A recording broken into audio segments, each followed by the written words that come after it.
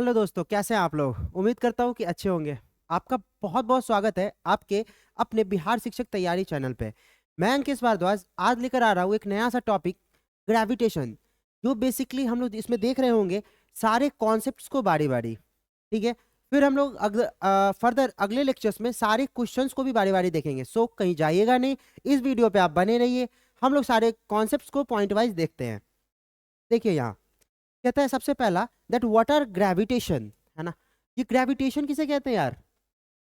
Normal सा बात है, इस दुनिया में कोई भी दो ऑब्जेक्ट जिसमें मास होगा, कोई भी दो ऑब्जेक्ट जिसमें मास होगा, वो दोनों ऑब्जेक्ट एक दूसरे पर फोर्स लगा रहे होंगे, एक तरीके का अट्रैक्टिव फोर्स, है ना। हम लोग उस फोर्स को बोलते हैं ग्रेविटेशनल फोर्स। नॉर्मली देखो, every object in the universe attract every other object with a force which is called the force of gravitation, है ना। जैसे अगर हमारे पास एक ऑब्जेक्ट ये है और एक ऑब्जेक्ट ये है ना, ये m1 है मान लो, ये m2 है मान लो, ठीक है। तो ये दोनों एक दूसरे पर इस तरीके से फोर्स लगा रहा होगा, है ना। अगर ये किसी डिस्टेंस r पे लोकेटेड है तो ये एक तरीके का फोर्स इधर लगा रहा होगा, ये इस पर फोर्स इधर लगा रहा होगा, मतलब ये ऑब्जेक्ट इसको इधर खींच रहा होगा, ये ऑब्जेक्ट इसको इधर खींच रहा होगा। ठीक है। तो दोनों एक दूसरे पर ग्रेविटेशनल फोर्स लगा रहे होते हैं, जिसको हम क्या बोल रहे होते हैं, ग्रेविटेशनल फोर्स। क्लियर है। चलिए, force of gravitation is an attractive force. जो ग्रेविटेशनल फोर्स होता है ना, वो हमेशा एक अट्रैक्टिव फोर्स होता है यार। पॉइंट वाइज क्वेश्चन बनेगा दैट फोर्स ऑफ ग्रेविटेशन कैसा फोर्स है, तो अट्रैक्टिव है, रिपल्सिव है या अट्रैक्टिव, तो अट्रैक्टिव है। ठीक है। चलिए, इस तरीके से अगला पॉइंट कहता है न्यूटन्स लॉ ऑफ ग्रेविटेशन। ये न्यूटन्स लॉ ऑफ ग्रेविटेशन क्या है, बेसिकली बहुत ईजी है। कोई भी दो ऑब्जेक्ट, अगर ये हमारे पास मास m1 है, अगर ये हमारे पास मास m2 है, अगर ये सेपरेटेड है डिस्टेंस r से, है ना, तो क्या हम जानते हैं यार कि ये ऑब्जेक्ट इस पर फोर्स इधर की तरफ लगाएगा, ये ऑब्जेक्ट इस पर फोर्स इधर की तरफ लगा रहा होगा। ठीक है। मतलब ये वाला ऑब्जेक्ट इस पे इधर की तरफ फोर्स लगा रहा है और ये ऑब्जेक्ट इस पे इधर की तरफ। तो कहने का मतलब क्या है, आप ऐसे देख लो, ये थोड़ा सा जो बना है वो, उसको थोड़ा सा अच्छे से बना देता हूँ मैं। ठीक है। अब यहाँ देखो, एक ऑब्जेक्ट हमारे पास ये है मास m1, ठीक है, और एक ऑब्जेक्ट हमारे पास ये m2 है ना। अगर इसका डिस्टेंस ये सेपरेटेड है, मान लो r डिस्टेंस है, तो ये इस पर फोर्स किधर लगाएगा, इधर की तरफ, जिसको हम बोल रहे होंगे F ऑन 2 ड्यू टू 1। ये इस पर फोर्स किधर लगा रहा होगा, इधर की तरफ, जिसको हम बोल रहे होंगे F ऑन 1 ड्यू टू 2। ये ठीक है। और दोनों फोर्स का जो मैग्नीट्यूड होता है ना, वो दोनों सेम होता है। आ रहा है समझ में। कहने का मतलब कि F1 ड्यू टू 2, ये जो होता है इसका मैग्नीट्यूड, भाई फोर्स वेक्टर क्वांटिटी है, इसीलिए हम लोग साइन लगा दे रहे हैं वेक्टर का। देखो, ठीक है।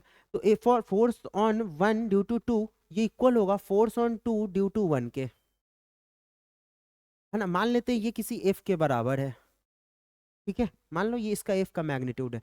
कहता है न्यूटन लॉ ऑफ ग्रेविटेशन क्या कहता है कि दोनों फोर्स के बीच का जो दोनों ऑब्जेक्ट के बीच का जो फोर्स होगा ना, वो डायरेक्टली प्रोपोर्शनल होगा इसके मास के प्रोडक्ट के। कहने का मतलब कि ये जो एफ है ना, वो डायरेक्टली प्रोपोर्शनल होगा m1 इंटू m2 के, है ना। और ये जो एफ है ना, वो इनवर्सली प्रोपोर्शनल होगा square of distance between them के। मान लीजिए सपोज कि इसके बीच का डिस्टेंस आर है, तो इसका जो फोर्स होगा वो इनवर्सली प्रोपोर्शनल होगा इस दोनों के बीच के दूरी के स्क्वायर के, है ना।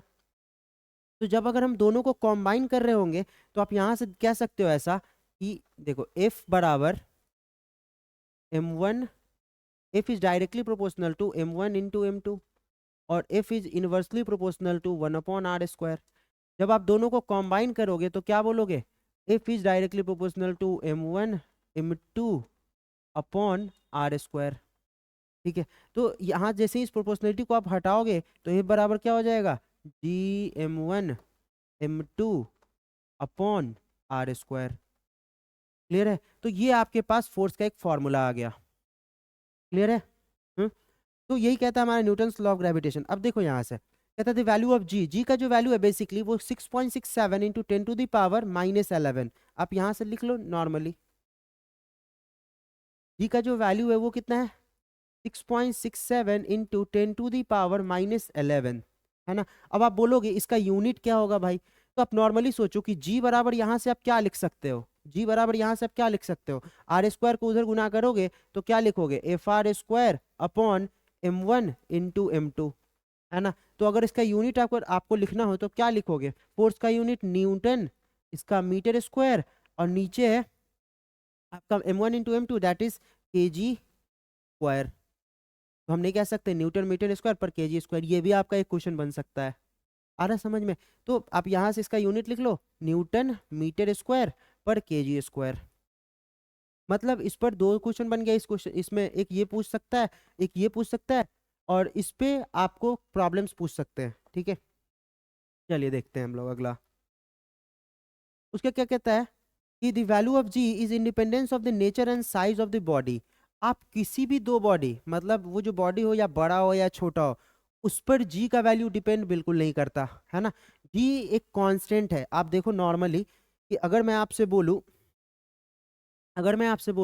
कि अगर मैं मास को बढ़ाऊंगा या मास को घटाऊंगा, या फोर्स को बढ़ाऊंगा या आर को बढ़ाऊंगा घटाऊंगा, इससे जी का कोई लेना देना नहीं है। जी हमारा क्या है, एक तरीके का ग्रेविटेशनल कांस्टेंट है। ये ग्रेविटेशनल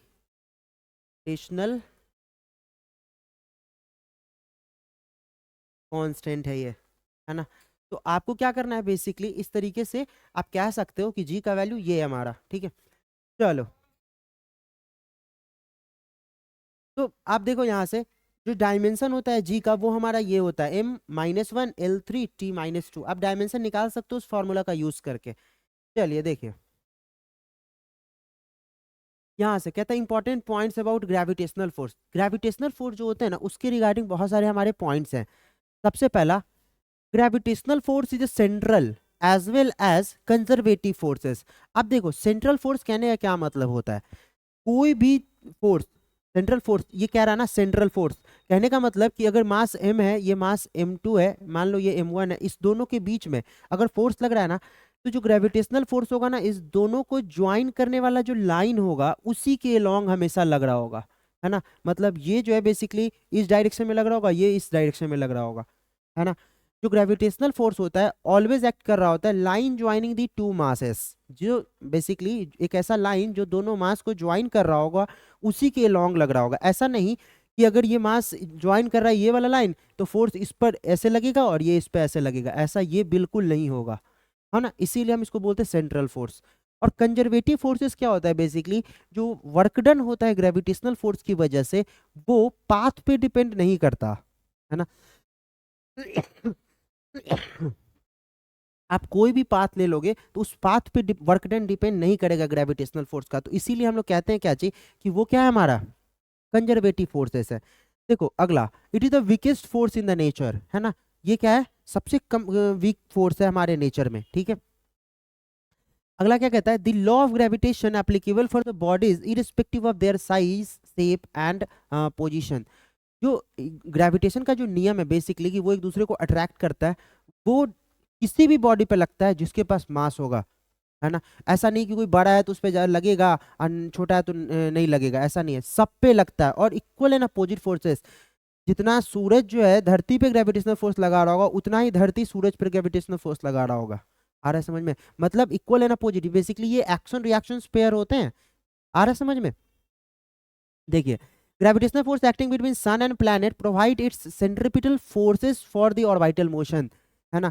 जो भी प्लैनेट्स हैं हमारे और सन जो है, जो सन जो ग्रेविटेशनल पुल लगा रहा है किसी भी प्लैनेट्स के ऊपर, वो उसको मदद प्रोवाइड कर रहा है, सेंट्रिपिटल फोर्स जो मदद कर रहा है उसको सन के चारों तरफ घूमने में। आ रहा है समझ में? अगला क्या कहता है, gravitational force of earth is also called gravity. भाई ग्रेविटी कहते हैं इसको। Newton's third law of motion holds good. अभी बोले ना कि ग्रेविटेशनल फोर्स जो होता है ना, वो दोनों बेसिकली एक्शन रिएक्शन पेयर होते हैं। जितना ये इस पे लगाया उतना ही ये इस पे लगाया। तो भाई न्यूटन का तीसरा नियम क्या कहता है, बोल भाई, है ना, कि जितना ये बॉडी इस पे फोर्स लगाएगा उतना ही ये बॉडी इस पे फोर्स लगाएगा। ठीक है, हम तो ऐसा जल्दी जल्दी खींच रहे हैं इस चीज को, ठीक है ना। Unlike the electrostatic forces, electrostatic force, it is independence of the medium between the particles. आप देखो, हम लोग इलेक्ट्रोस्टैटिक्स में डिस्कस कर रहे होंगे क्या चीज, कि जब आप दो चार्ज को किसी पर्टिकुलर मीडियम में रख देते हो, है ना, तो उस दोनों चार्ज के बीच का जो इलेक्ट्रोस्टैटिक फोर्स है वो बेसिकली डिफर कर जाता है ना, उस मीडियम के परमिटिविटी की वजह से, है ना। लेकिन जो मेरा ग्रेविटेशनल फोर्स होता है, दो मास को आप पानी में रख दो तब भी उतना ही फोर्स लगेगा, अब हवा में रख दो तब भी उतना ही फोर्स लगेगा, दूध में रख दो उतना ही फोर्स लगेगा। आ रहा समझ में? मतलब वो किसी भी मीडियम में आप रख दियो, इससे कोई उसको लेना देना नहीं है। आ रहा समझ में? अगला क्या कहता है कि कहने का मतलब यार सबसे छोटा फोर्स है ये इलेक्ट्रोस्टैटिक फोर्स से भी छोटा होता है, न्यूक्लियर फोर्सेस से भी बहुत छोटा फोर्सेस होता है, मतलब कमजोर फोर्स होता है, कहने का ये मतलब है। क्लियर है? चलिए अगला देखते हैं। कहता है यूनिफॉर्म एक्सेलरेशन प्रोड्यूस्ड। देखो अब क्या कहता है कि अगर हमारे पास कि हम तो यार धरती पे है ना, तो हम बेसिकली जो भी चीज अर्थ से रिलेटेड है उसी पे डिस्कशन करते हैं, ठीक है। मान लो सपोज कि हमारा धरती किसी ऑब्जेक्ट को अपनी तरफ खींच रहा है ना।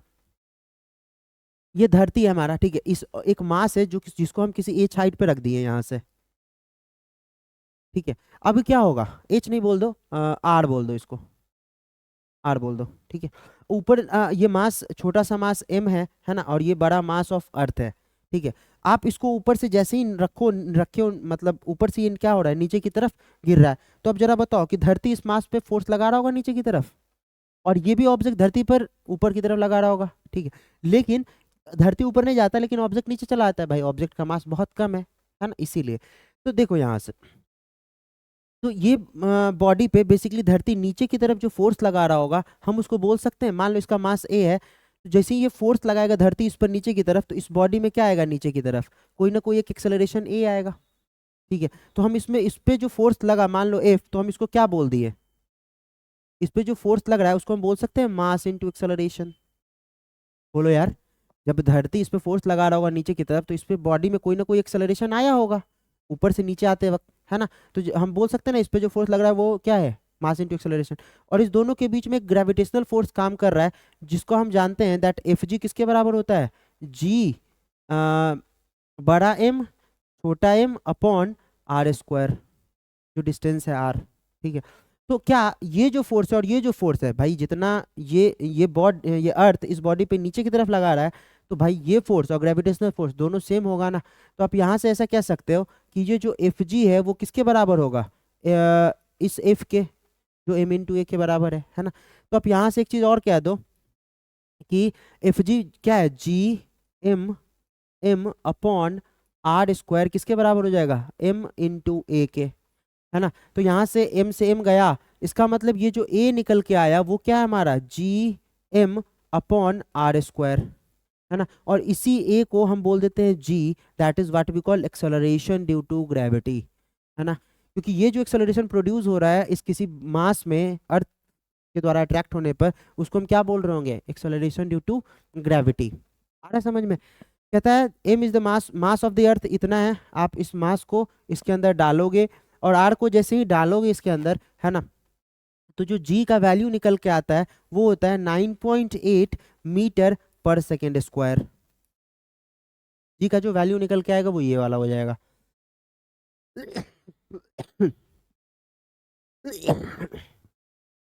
क्या क्लियर है ये चीजें, है ना। तो आप इस तरीके से चलिए अगला पॉइंट देखते हैं इसके रिगार्ड में कुछ पॉइंट्स। कहता है it is denoted by g, unit इसका मीटर पर सेकंड स्क्वायर होता है, एक वेक्टर क्वांटिटी होता है। और भाई एक्सेलरेशन है तो ऑब्वियस है वेक्टर क्वांटिटी होगा, एक्सेलरेशन है तो ऑब्वियस है यूनिट इसका मीटर पर सेकंड स्क्वायर होगा, और अर्थ के टुवार्ड्स ये डायरेक्टेड होगा, डायरेक्शन अर्थ के टुवार्ड्स होगा। Value of g is independent. देखो आप नॉर्मली सोचो, एक छोटा सा पत्थर ले लो और एक बड़ा सा पत्थर ले लो, आप छोटे पत्थर को ऊपर से छोड़ोगे और बड़े पत्थर को ऊपर से छोड़ोगे, दोनों साथ में नीचे गिरेगा। अब आप बोलोगे सर पेपर ले लेंगे और पत्थर ले लेंगे तो क्या ऊपर से नीचे साथ में गिरेगा, हाँ साथ में गिरेगा। कब, जब ये वैक्यूम होगा, बेसिकली यहाँ हवा नहीं होगा, क्योंकि हवा जो होता है ना उस पेपर के ऊपर एक एयर रेसिस्टेंस की तरह वर्क करने लगता है, जिसके कारण वो नीचे नहीं आता, है ना, धीरे धीरे नीचे आता है ना। जब पेपर हम लोग छोड़ते तो ऐसे ऐसे आता है ना। तो आप ऐसा कह सकते हो कि कोई भी दो ऑब्जेक्ट आप ले लो, मतलब कि जो जी होता है एक्सेलरेशन ड्यू टू ग्रेविटी होता है, वो मास पे डिपेंड नहीं करता। आप देखो ना यहाँ कि जब हम लोग यहाँ से निकाल रहे थे g, acceleration due to gravity calculate कर रहे थे, तो g M upon R square आया है। मतलब ये जो एम है वो किसका मास है, अर्थ का मास है, इस बॉडी का मास कैंसिल हो गया था, है ना। तो कोई भी बॉडी जो धरती की तरफ आ रहा होता है उसके मास पे डिपेंड नहीं करता बेसिकली जी का वैल्यू। क्लियर है? चलिए देखते हैं हम लोग अगला। इस पे आप देखो कहता है the value of acceleration due to gravity on the moon is about 1/6। Moon पे जो जी होता है ना, मान लेते हैं जी जो मून का है, जी डैश बराबर क्या हो जाएगा, जी अपॉन 6, 1/6 होता है ना अर्थ के, क्योंकि अर्थ के अपेक्षा यार मून का मास भी बहुत कम है ना। तो इसीलिए जो एक्सेलरेशन ड्यू टू ग्रेविटी जो प्रोड्यूस होता है मून पे वो 1/6 होता है। Value of ji changes slightly from place to place.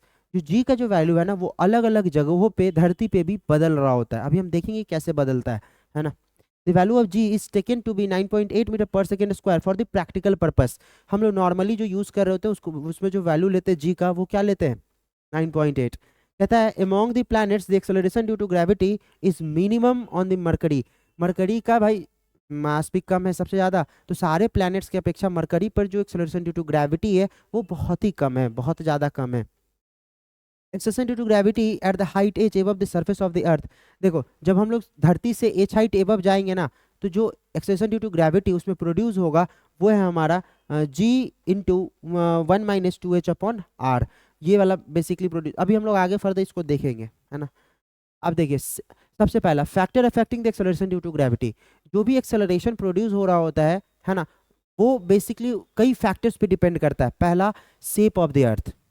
अर्थ के शेप पे डिपेंड करता है। क्यों, देखो यार, it's diameter at pole is approximately 42 kilometre less than diameter at the equator, है ना। जो इक्वेटर है और जो पोल है इसके बीच में जो डायमीटर का जो डिफरेंसेस है ना, वो कितना है, लगभग 42 किलोमीटर का। तो इसीलिए आप जी इज मिनिमम एट इक्वेटर। जी जो है ना सबसे कम होता है इक्वेटर पे और मैक्सिमम एट दी पोल्स। और पोल पे जो जी का वैल्यू होता है वो क्या होता है, मैक्सिमम होता है। आ रहा है समझ में।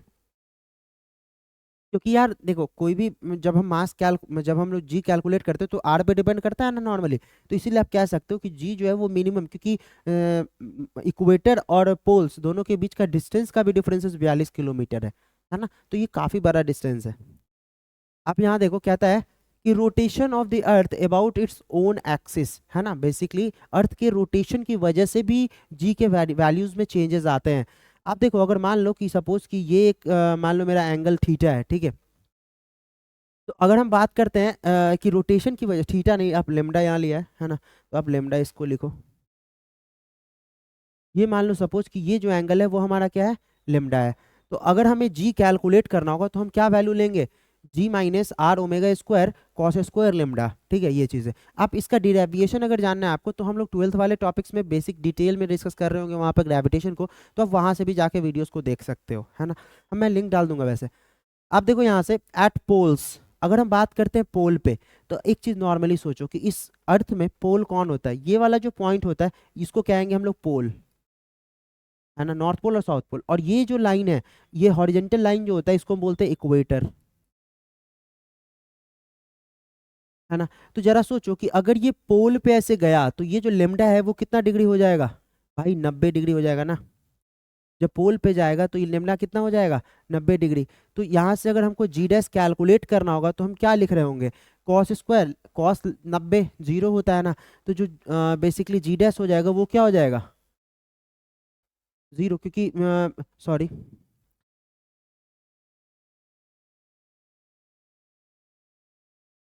अब यहाँ से देखो जी डैश क्या हो जाएगा हमारा, जी माइनस, है ना। अब देखो r omega square cos square lambda, cos square lambda, यहाँ लेमडा की जगह क्या डाल दोगे आप, 90 डिग्री। तो क्या हो जाएगा, r omega square 90 cos 90 degree का स्क्वायर, है ना। कॉस 90 क्या होता है, जीरो। तो ये बोला पूरा वैल्यू क्या हो गया, जीरो। तो जो जी डैश है वो किसके बराबर हो गया, जी के बराबर हो गया। कहाँ, बेसिकली पोल्स पे।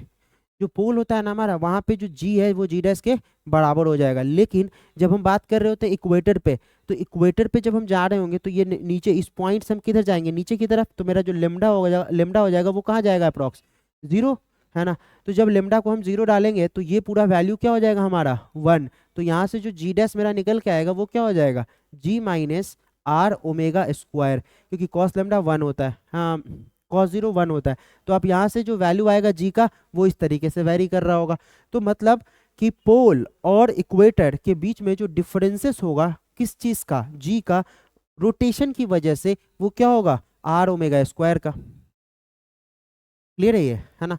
चलिए अगला देखते हैं। कहते हैं एल्टीट्यूड की वजह से, है ना, कि अगर मान लो कि ये सपोज मेरा अर्थ है ना, इसका तो रेडियस खुद एक आर है। अगर हम इस पर ना बहुत ऊपर चले जाते हैं, मान लो सपोज जो कि एच हाइट है ना, अगर हम यहाँ से जी का वैल्यू कैलकुलेट करने जाएंगे, क्योंकि यार जी का जो वैल्यू है ना वो किस पे डिपेंड करता है, एच पे डिपेंड करता है ना। तो यहाँ से देखो जी डैश क्या हो जाएगा हमारा, g upon 1 plus h upon R का होल स्क्वायर, है ना। तो अगर आप इसको इस तरीके से देखो तो इसको लिख सकते हो g into 1 plus h upon R का पावर -2, क्योंकि ये ऊपर जब जाएगा तो -2 लिख सकते हो। आप इसमें ना क्या कर लो, बाइनोमियल एक्सपेंशन लगा लो। तो जो जी क्या हो जाएगा, जी डैश का वैल्यू है ना, जी इंटू 1 माइनस, अब माइनस अंदर आ जाएगा तो -2h अपॉन आर। ये हम बाइनोमियल एक्सपेंशन यूज कर लेंगे यहाँ पे। तो जी का जो एक्चुअल वैल्यू है हाइट की वजह से वो ये हो जाएगा g into 1 minus 2h upon R. ठीक है, तो ये पॉइंट सारे आप याद कर लो एकदम से फॉर्मूला, क्योंकि जो भी क्वेश्चंस आपको स्टेट और बीपीएससी में पूछेंगे ना वो सारे फॉर्मूला बेस होते हैं, ज़्यादा उसमें दिमाग लगाने की कोई खास ज़रूरत नहीं होती है। चलो आप अगला देखते हैं। अगर हम डेप्थ की वजह से बात करें कि डेप्थ की वजह से क्या दिक्कत आता है ना, अगर आप इसका डिराइवेशन चाहते हो तो आप मुझे कमेंट में जरूर बताना, मैं आपको इसका डिराइव करके बता दूंगा। वो बेसिकली मास वास कंसिडर करके होता है ना, लेकिन हमको नहीं लगता डिराइवेशन का रिक्वायरमेंट है, इसीलिए मैं डिराइव नहीं कर रहा यहाँ पे डायरेक्ट। आप देखो, सपोज कि डेप्थ की वजह से, इसका मतलब क्या है कि ये हमारे पास मान लो अर्थ है, तो अर्थ की सरफेस पे हम मानते हैं किसी चीज़ को, है ना। और हम क्या कर रहे हैं ना कि भाई अर्थ का तो रेडियस भी बहुत बड़ा है ना, तो जब हम नीचे की तरफ आएंगे तो यहाँ से मान लो कि हम ए साइड नीचे आ गए, है ना। तब क्या होगा मेरा जी इस पॉइंट ऑफ टाइम पे, है ना। मतलब अब जो भाई अर्थ का जो मास हम कंसिडर कर रहे होंगे वो छोटा हो गया ना मास, तो यार क्योंकि जैसे जैसे हम धरती के अंदर घुसते जाएंगे, अगर हम पूरी तरीके के वॉल्यूम की बात कर रहे होंगे तो रेडियस तो घटते चला गया, तो भाई वॉल्यूम भी अर्थ का क्या होगा, घटते चला जाएगा। तो जो जी हो जाएगा मेरा जी डैश, वो क्या होगा, g into 1 minus h upon R. आप इस फॉर्मूला का यूज करोगे जब भी आप डेप्थ से रिलेटेड क्वेश्चन होगा, है ना। जब भी आपका ग्रेविटेशनल फॉर्म ग्रेविटी में आई मीन ग्रेविटेशन के अंदर डेप्थ से रिलेटेड क्वेश्चन होगा तो आप इस फार्मूला का यूज़ करो। एल्टीट्यूड से रिलेटेड है तो पीछे वाला फार्मूला का यूज़ करो। कहता है देखो जी डिक्रीजेस विद द डेप्थ, जैसे जैसे हम अंदर जाएंगे धरती के तो जी क्या होगा, डिक्रीज करेगा। देखो ना 1 माइनस एच बाई आर से डिक्रीज कर रहा है। और एक चीज़ और देखो, एल्टीट्यूड जैसे जैसे हम ऊपर की तरफ जाएंगे तब भी जी मेरा क्या होते जाएगा, डिक्रीज होते जाएगा, है ना। तो आप आई थिंक कि ये सारे चीज़ें आपको समझ में आया होगा नॉर्मली, है ना। हम लोग अगले लेक्चर्स में देख रहे होंगे basically Kepler's law of planetary motions वगैरह, है ना। तो रहने देते हैं, फिर हम लोग मिलेंगे अगले एपिसोड में। आज के लिए इतना ही। प्लीज़ अगर वीडियो पसंद आया हो तो लाइक और सब्सक्राइब करना ना भूलिएगा। ठीक है, बाय बाय।